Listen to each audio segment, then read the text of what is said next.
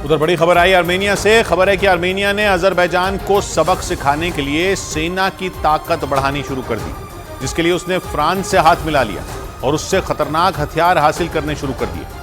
France से हथियारों की पहली खेप आर्मेनिया पहुंचते ही अजरबैजान बुरी तरह भड़क गया और उसने फ्रांस पर तनाव बढ़ाने का आरोप लगा दिया। आर्मेनिया और अजरबैजान के बीच सितंबर में जंग हुई थी, जिसमें आर्मेनिया को हार का सामना करना पड़ा था और इसी वजह से अजरबैजान से निपटने के लिए आर्मेनिया ने अपने हथियारों का जखीरा बढ़ाना शुरू कर दिया। दोनों पड़ोसी देशों में सीमा को लेकर लंबे वक्त से तनाव रहा है और 2 महीने पहले ही उनके बीच भीषण जंग भी हुई थी, जिसमें अजरबैजान ने महज 24 घंटे के अंदर आर्मेनिया को मात दे दी थी। युद्ध भले ही खत्म हो गया हो, लेकिन दावा किया गया कि आर्मेनिया ने अभी हार नहीं मानी है। न्यूज एजेंसी रॉयटर्स के मुताबिक इसीलिए आर्मेनिया अपनी सैन्य ताकत बढ़ाने में जुट गया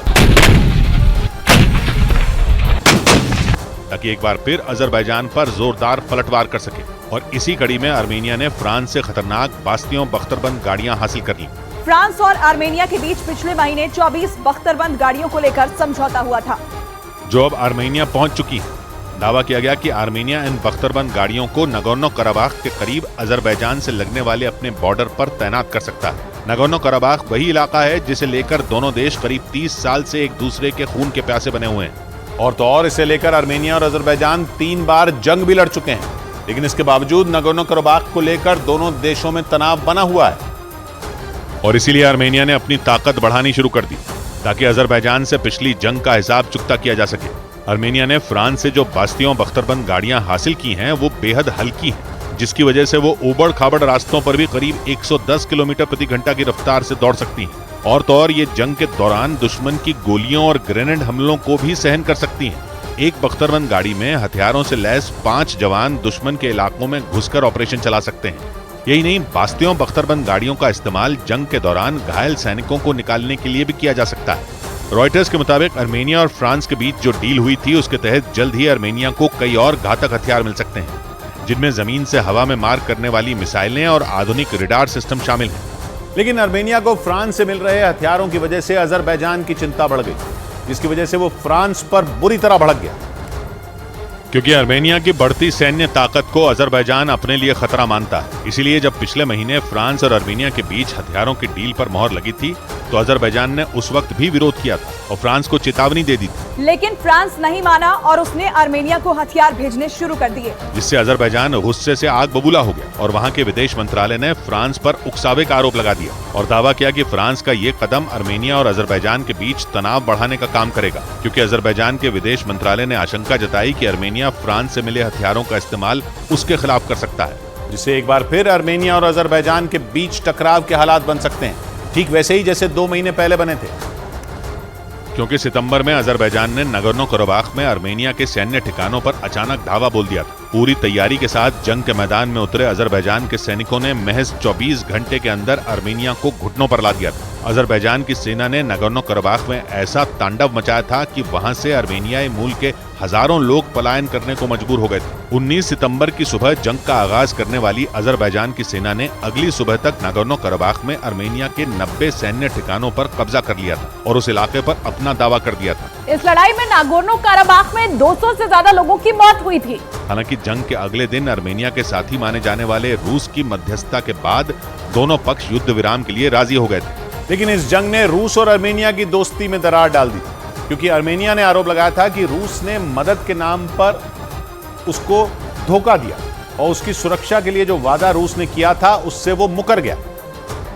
क्योंकि सितंबर में अजरबैजान ने नगोर्नो कराबाख में आर्मेनिया के सैन्य ठिकानों पर अचानक धावा बोल दिया था। पूरी तैयारी के साथ जंग के मैदान में उतरे अजरबैजान के सैनिकों ने महज 24 घंटे के अंदर आर्मेनिया को घुटनों पर ला दिया था। अजरबैजान की सेना ने नगोर्नो कराबाख में ऐसा तांडव मचाया था कि वहां से आर्मेनियाई मूल के हजारों लोग पलायन करने को मजबूर हो गए थे। 19 सितंबर की सुबह जंग का आगाज करने वाली अजरबैजान की सेना ने अगली सुबह तक नगोर्नो कराबाख में आर्मेनिया के 90 सैन्य ठिकानों पर कब्जा कर लिया था और उस इलाके पर अपना दावा कर दिया था। इस लड़ाई में नागोर्नो कराबाख में 200 से ज्यादा लोगों की मौत हुई थी। हालांकि जंग के अगले दिन आर्मेनिया के साथी माने जाने वाले रूस की मध्यस्थता के बाद दोनों पक्ष युद्ध विराम के लिए राजी हो गए थे।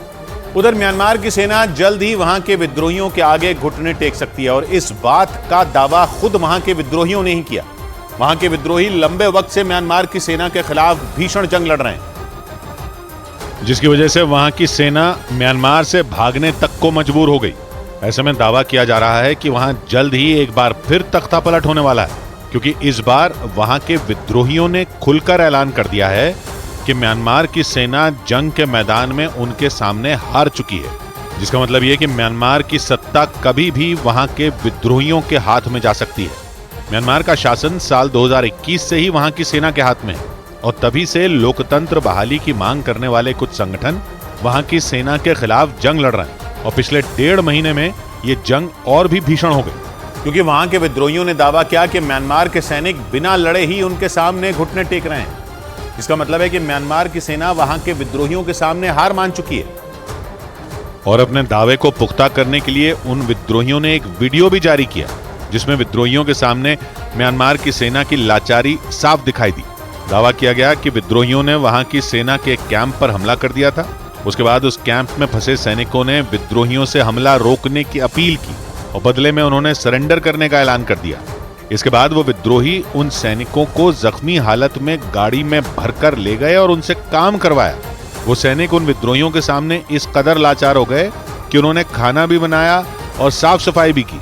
यानी विद्रोही संगठनों ने मनोवैज्ञानिक रूप से भी म्यांमार की सेना को तोड़कर रख दिया।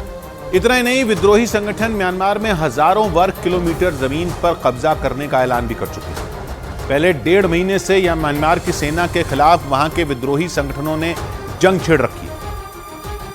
लेकिन अब यह जंग वहां की सेना के लिए मुसीबत बन गई, क्योंकि विद्रोही संगठनों ने वहां की 8000 वर्ग किलोमीटर जमीन पर कब्जे का दावा कर दिया। और इस कब्जे का सीधा मतलब यह है कि वहां पर म्यांमार की सेना या सरकार का शासन नहीं चलता।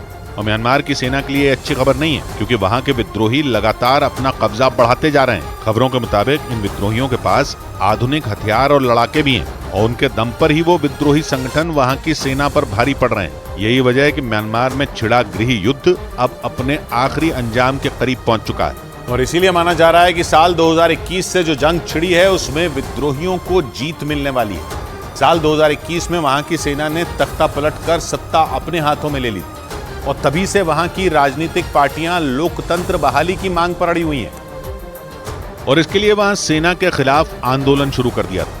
लेकिन अब जाकर विद्रोहियों को वहां सेना के खिलाफ जारी जंग में जीत मिलती दिख रही है। विद्रोहियों का आरोप है कि वहां की सेना म्यांमार के लोगों पर जुल्म कर रही है, जबकि महंगाई और बेरोजगारी जैसी परेशानियों की वजह से भी वहां की सेना को विरोध झेलना पड़ रहा है। दावा है कि इन्हीं कारणों की वजह से म्यांमार के टुकड़े होने की आशंका बढ़ने लगी।